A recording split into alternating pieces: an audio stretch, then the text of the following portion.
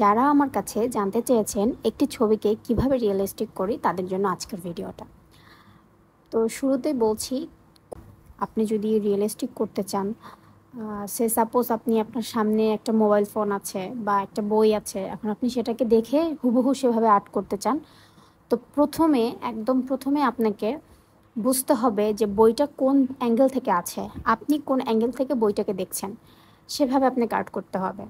তো আমি যে রেফারেন্সের মাধ্যমে এই ছবিটা আর্ট করছি, সেই ছবিটা আমি যখন আমার এই আর্ট করাটা সম্পূর্ণ শেষ হবে, আমি সেই ছবিসহ আর্টটা আপনাদের সামনে দেখাবো।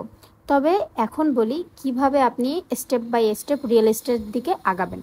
প্রথম কথা হচ্ছে, আপনি যখন ছবিটার আউটলাইন দিবেন, একটা ছবির আউটলাইন হচ্ছে সব থেকে ইম্পর্ট্যান্ট। কারণ আপনি কোন দিক থেকে আঁকবেন, কিভাবে আঁকবেন, কত সেন্টিমিটার আঁকবেন বা কত ইঞ্চি আঁকবেন বা আপনার পেপারটা কতটুকু, আর আপনি যে পেপারে আঁকবেন অবশ্যই সেই পেপারটা যেন স্মুথ হয়। কারণ যারা একদম শুরু করতে চাচ্ছেন যে আর্ট শুরু করব, বা আপনি একটু একটু আর্ট পারেন, এখন আর্ট করবেন, তো তাদের ক্ষেত্রে বলবো প্রথম দিকে আমার মতো ভুল করবেন না। আমি হচ্ছে এই যে কার্টিস পেপারের যে হার্ট সেটা কিনে আমি আর্ট শুরু করেছিলাম। তো ওই সময় দেখতাম যে আমি আর্ট এত সুন্দর করে করার চেষ্টা করি, মানে আমার বেসটা দিয়ে করার চেষ্টা করি, কিন্তু আর্টটা হচ্ছে না, পেজের সাথে আর্টটা মিলছে না। তো এর কারণ কি, প্রথম দিকে কারণ বুঝতে পারিনি। তারপরে আমি যখন আর্ট স্কেচবুক বা বিভিন্ন ধরনের খাতা ইউজ করা শুরু করলাম, স্কেচবুক বা ড্রয়িং বুক যখন আমি কিনে শুরু করলাম, তো তখন আমি পেজগুলোর ডিফারেন্ট বুঝতে পারলাম যে আসলে কোন পেজটা কোন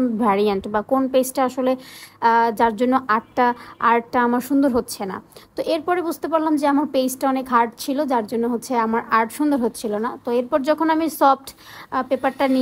সফট পেপারে যখন কাজ করা শুরু করেছি, তখন দেখা গেছে যে আমার আর্টটা একদম স্মুথ, মানে আর্ট করা থেকে শুরু করে রিয়েলিস্টিক করা পর্যন্ত স্মুথলি ভালোই কাজ করতো।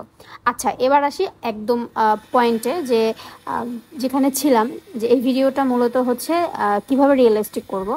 তো আপনি ভিডিওতে খেয়াল করে দেখতে পারবেন, আমি কিন্তু পেন্সিলটাকে খুব স্মুথলিভাবে ধরে, মানে হাতের মধ্যে ধরে আমি চেষ্টা করেছি এটাকে গাঢ় করার। আমি কিন্তু একবারে গাঢ় করিনি, প্রথম একবার পেন্সিল দিয়ে স্কেচ করেছি, তারপরে শ্যাডিং দিয়েছি, আবার স্কেচ করেছি, আবার শ্যাডিং দিয়েছি।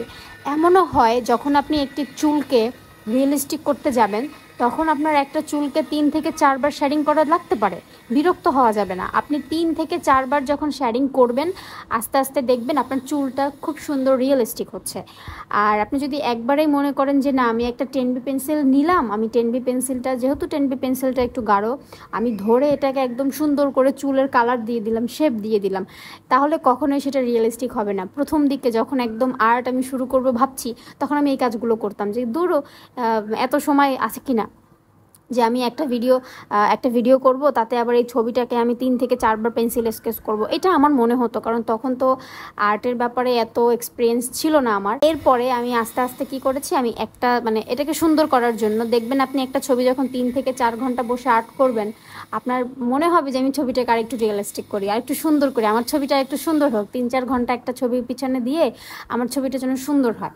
তো এরপরে আমি করতাম যে একটা পেন্সিল দিয়ে 3 থেকে 4 বার আমি স্কেচ করতাম, শেডিং করতাম, দেন আস্তে আস্তে আমার ছবিটা খুব ভালো রিয়েলিস্টিক হয়ে উঠতো।